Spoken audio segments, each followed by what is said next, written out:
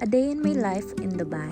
Hi guys, it's me Ayasa. So samahan niyo ako ngayon magtrabaho. Yes po, magtrabaho, hindi magmaganda. So ngayon nga yung first season nitong Pinnacle basketball tournament. Actually, it's my first time din na magpicture sa basketball tournament. Usually kasi sa academy lang and also pang content lang yung ginagawa ko. So medyo scared ang person. Pero anong magagawa ko? Andito na ako. Alangan naman umatras ako sis. Dito kasi sa UAE dapat malakas ang loob mo. Kailangan rin makapalang mukha mo.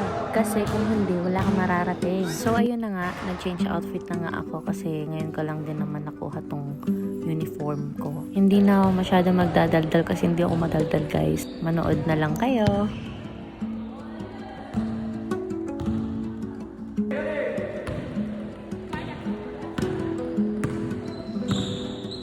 Tapos na yung first game, so maghihintay na naman ulit kami ng second game. Ayun si Ref. Ref, Hi ka. kasama ka sa vlog. Kasama ka sa vlog. Sa mga batang Barcia. Dalawa nga pala yung ginagawa ko dito. Ang mag-picture at mag-video. Blue ball.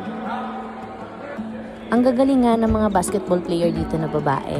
May ibang lahi at may mga Pilipino din. Sobrang saya nga namin kasi naging successful and hindi magulo yung laro. So hanggang dito na nga lang ang aking mini vlog. Sa susunod na lang ulit. Ciao! Because overall